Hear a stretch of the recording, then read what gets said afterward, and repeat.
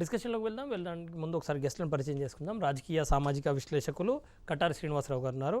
అదేవిధంగా కాంగ్రెస్ పార్టీ అధికార ప్రతినిధి సామా రామ్మోహన్ రెడ్డి గారు ఉన్నారు.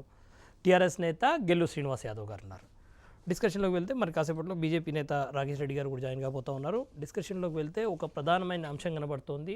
పార్లమెంట్ ఎన్నికల సమీపంలో ఉన్న టైంలో టీఆర్ఎస్ నేతలు మంత్రి మాజీ మంత్రి ఇవాళ ఓటర్లను ఉద్దేశించి చేస్తున్న వివాదాస్పద కామెంట్స్ ఇవాళ హైలైట్ అవుతున్న పరిస్థితి. మాజీ మంత్రి తుమ్మల నాగేశ్వరరావు నిన్న చేసిన కామెంట్స్, ఖమ్మం జిల్లా ప్రచార సభల్లో ఆయన చేసిన కామెంట్స్, నామాను ఓడిస్తే మిమ్మల్ని కుక్కలు కూడా చూడవు అని ఒక మాట. అదేవిధంగా పాలేరులో మీరు వేసిన ఓటు మురికి కాలువలో కొట్టుకుపోయింది అంటూ కామెంట్ చేశారు.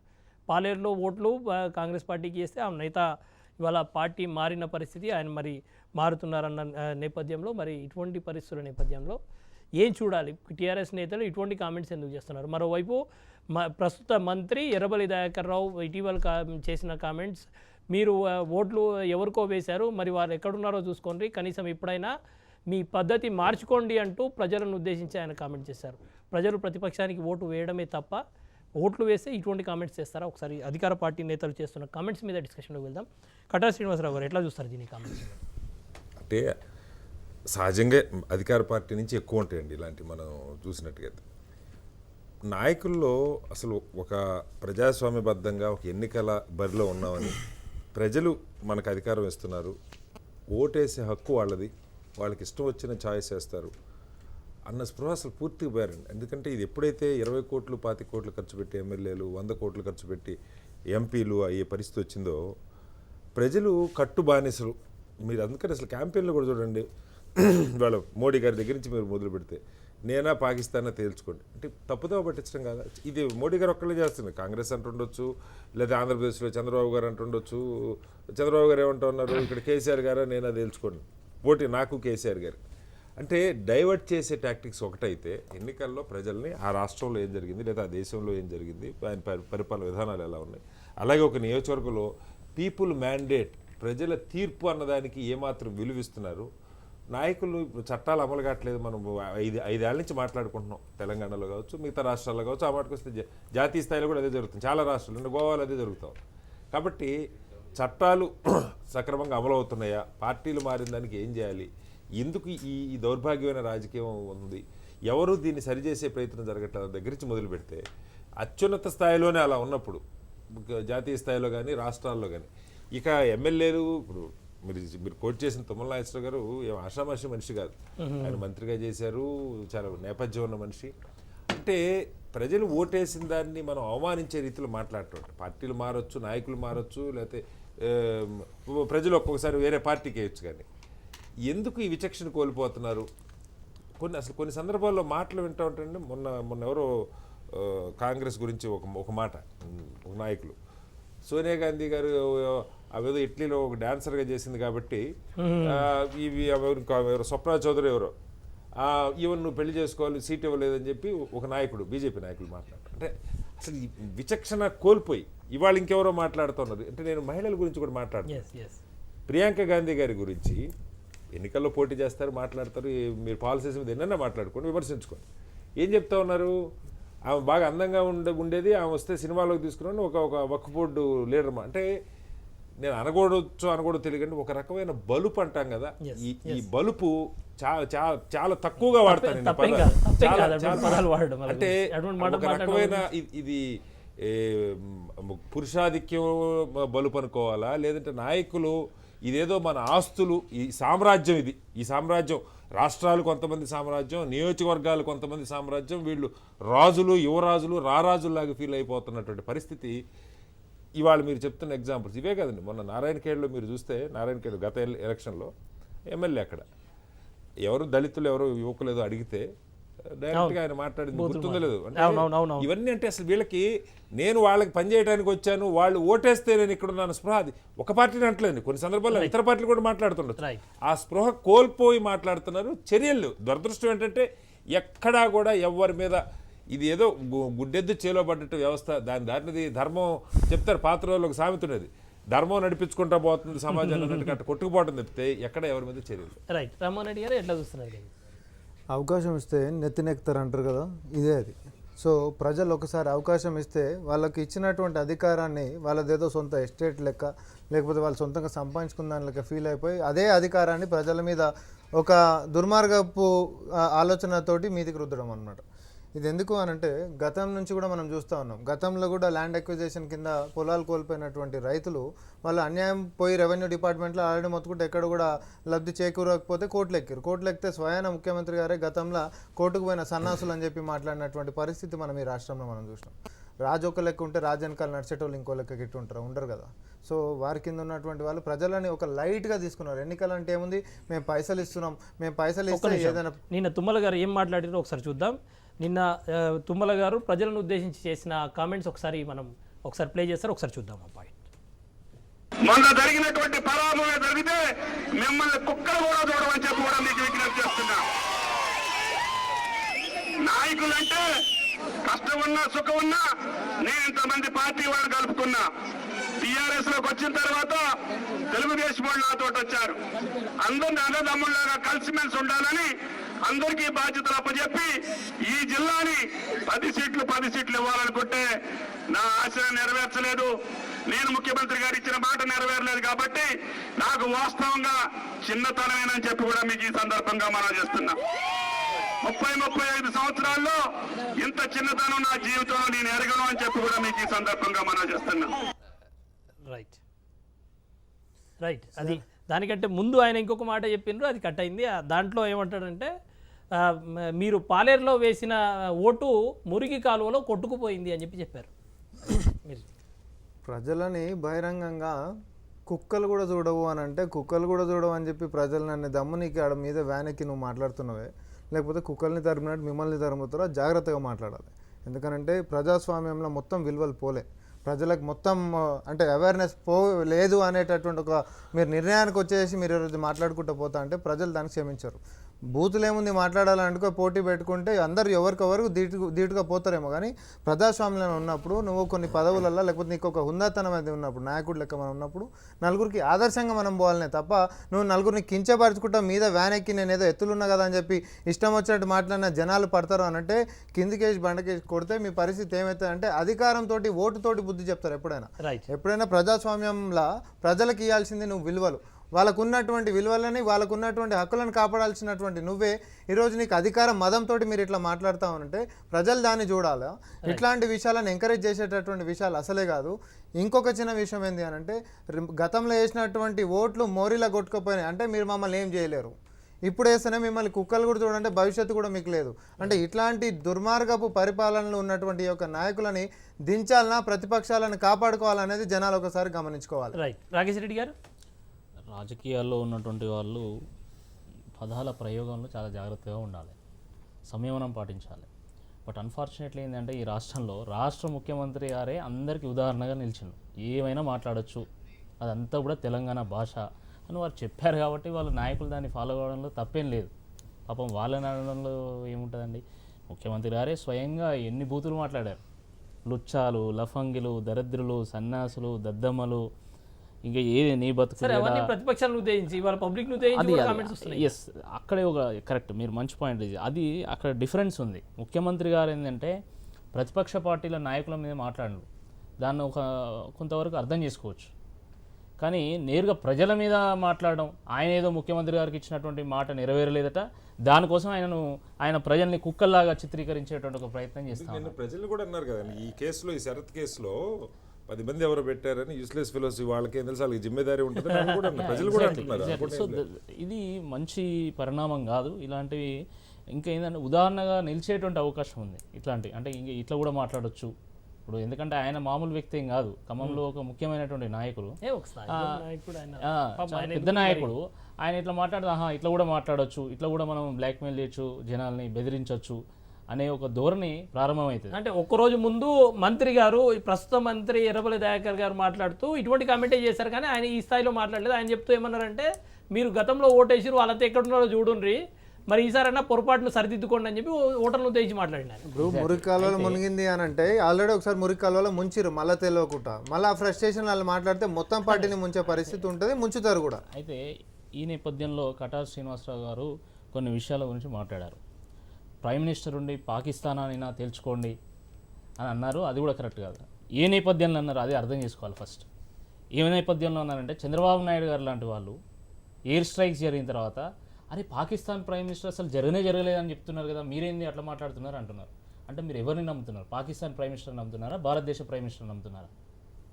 అలాంటి వ్యాఖ్యలు చేశారు కాబట్టి ఈరోజు ప్రధానమంత్రి ఆ వ్యాఖ్యలు చేయాల్సి వచ్చింది. ఇంకోటి చెప్తున్నా, కాంగ్రెస్ పార్టీ నాయకులు ఏం మాట్లాడతారండి,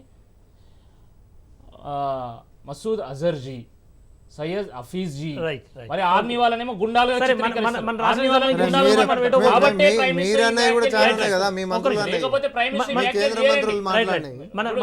ప్రతిపక్ష పార్టీల నాయకులు అక్కడ పాకిస్తాన్ లో వాళ్ళ హెడ్లైన్ గా మారుతా ఉన్నారు అక్కడ.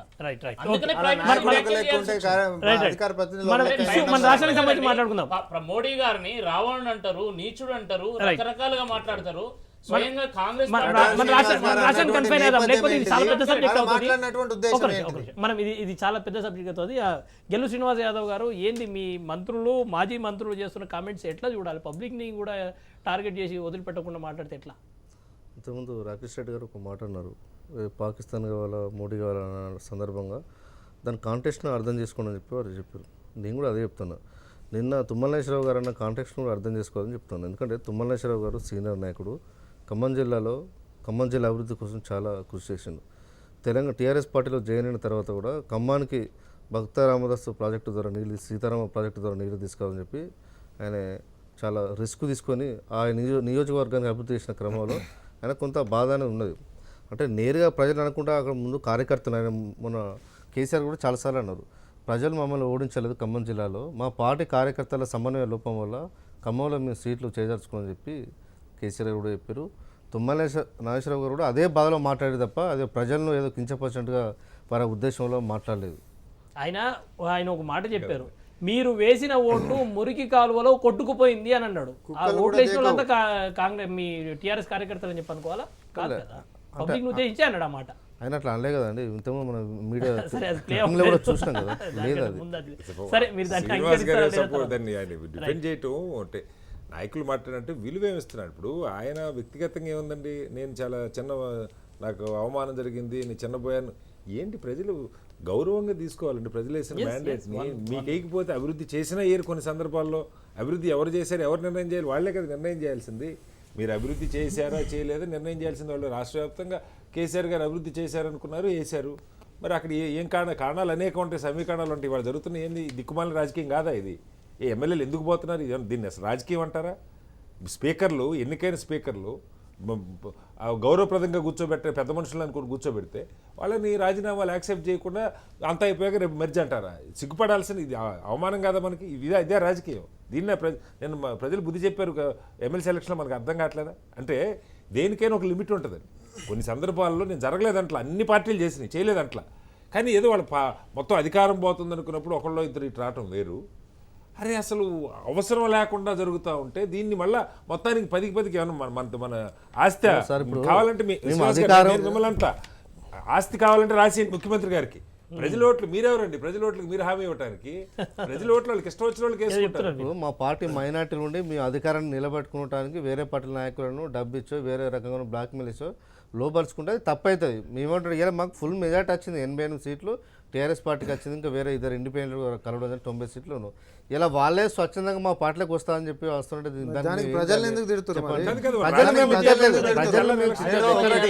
అధికారం వంట పట్టించుకొని టీఆర్ఎస్ పార్టీలో మేము రాజీనామా చేస్తాం చెప్పి అందరూ ప్రకటించారు.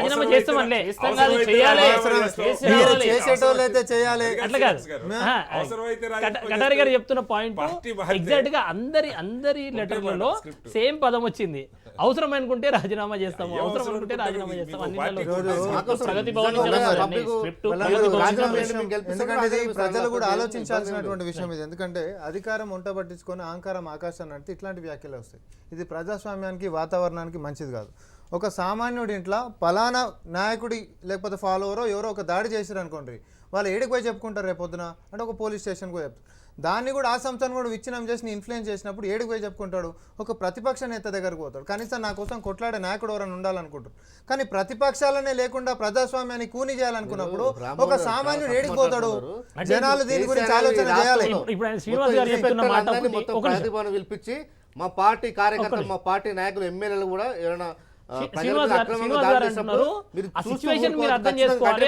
పబ్లిక్ ఏ సిచ్యువేషన్ అది గతంలో కూడా అభివృద్ధి కటార్ శ్రీనివాస్ గారు గతంలో కూడా అభివృద్ధి చేసినటువంటి ప్రభుత్వాలను కూడా ప్రభుత్వాల నుంచి బయటకు తీసుకొచ్చిండ్రు ప్రజలు. ఇదే మిమ్మల్ని వేరే నియోజకవర్గాలలో గెలిపించారు కదా. పని చేయకపోయినా, అసమ్మతి ఉన్న, ఎదుటి దాడులు చేసినా కూడా మీ నాయకులు ఆడ గెలిచారు కదా. సరే పని చేసినా కాడ ఓడిపోతుండొచ్చు, మీ సమన్వయం మీకు లేదేమో, దానికి ప్రజలు అంటారా? మీ నాయకులలో మీ కార్యకర్తలు లేనటువంటి సమన్వయ లోపాలని ప్రజలకు చెప్తావా? కుక్కలు కూడా దేకవంటావా? నువ్వు ఓడి మాట్లాడడానికి ఇవన్నీ ప్రజలు కుక్కలతోటి పోల్చడానికి మనమే కుక్క బతుకులు అయిపోతాయేమో రేపు పొద్దున ప్రజలతో పెట్టుకుంటే. రాకేష్ గారు టీఆర్ఎస్ ఆర్గ్యుమెంట్తో కన్విన్స్ అయ్యిందా మీరు?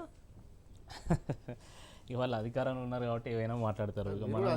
ఇప్పుడు నేనేమంటున్నా అంటే ఇటువంటి అహంకారపూరితమైనటువంటి వ్యాఖ్యలు కానీ, లేకపోతే అహంకారపూరితంగా వాళ్ళు వ్యవహారం చేయడం కానీ, అంటే మ్యాండేట్ వచ్చిన తర్వాత రాష్ట్రంలో 2 నెలల పాటు గవర్నమెంటే లేదు, అసలు మంత్రివర్గం లేదు.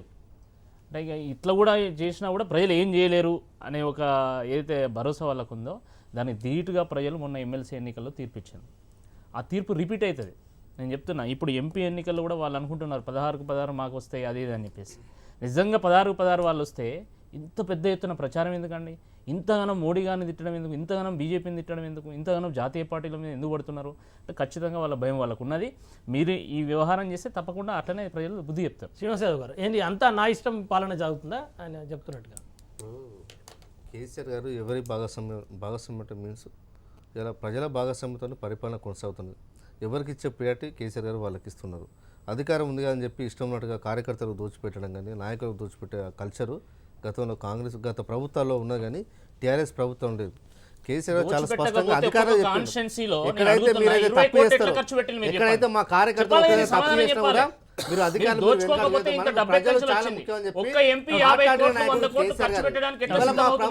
అవినీతి ఆరోపణలు ఉన్నాయండి ఒక్కటన్నా చెప్పండి. 5 సంవత్సరాల కాలంలో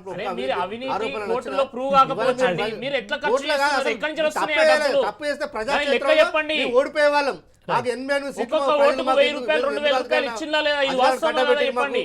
తప్పు చేయలేదు కాబట్టి పరిపాలన బాగుంది కాబట్టి మాకు అధికారాన్ని మీరు ఫైనల్గా ఒక మాట చెప్పండి. ప్రజాస్వామ్యంలో ఓటు ఎవరికి వేయాలి అనేది నా హక్కు. అది నన్ను తప్పుపట్టే అధికారం నీకెవరిచ్చారు అని చెప్పి ఎవరైనా ఒక ఓటర్ మిమ్మల్ని అడిగితే దానికి మీరు ఏమైనా సమాధానం చెప్పగలరా? ఇప్పుడు అటు ఎర్రబెల్లి దయాకర్ గారు కానీ ఇటు తుమ్మల నాగేశ్వరరావు గారు నాయకుడైనా ఓటు అడగవచ్చు, కన్విన్స్ చేసుకోవచ్చు. కన్విన్స్ చేసే క్రమంలో తుమ్మల నాగేశ్వరరావు గారు అట్లా మాట్లాడి తప్ప వాళ్ళు ఏం బ్లాక్మెయిల్ చేసినట్టు కాదు. ఎర్రబెల్లి దయాకర్ గారు కూడా అట్లే మాట్లాడినరు. ఇది అదే నేను ఒకటే స్ట్రైట్ క్వశ్చన్, ఒక ఓటరుగా నేను ఓటు ఎవరికి వేయాలన్నది నా హక్కు. అది నేను నిర్ణయించుకుంటా. నన్ను తప్పుపట్టి నన్ను తిట్టే అధికారం నీకు ఎవరిచ్చారు? ఇప్పుడు తుమ్మల నాగేశ్వరరావు గారు ఓటర్ని ప్రత్యక్షంగా నేను తిట్టాలండి. అక్కడ ముందు మా కార్యకర్తలు ఉన్నారు. గత ఎన్నికల్లో కొంత కార్యకర్తల లోపల సమన్వయ లోపం జరిగింది కాబట్టి ఓటమి పాలేను.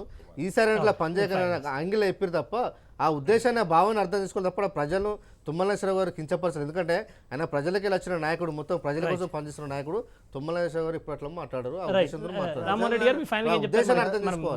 ప్రజలను అన్నటువంటి మాటలు, ప్రజలతోటి దుర్భాషలు, ప్రజల మధ్యలో ఉండి మాట్లాడినటువంటి విషయాలు, అది ప్రజలను అడ్రస్ చేసుకుంటూ మాట్లాడిన విషయాలు. ఈరోజు మేము ఆ ఉద్దేశంతో అనలేదు, లేకపోతే మా నాయకుడు అభివృద్ధి చేసిండు, ఇవన్నీ వంకలు సాకులు చెప్పాల్సినటువంటి విషయాలు.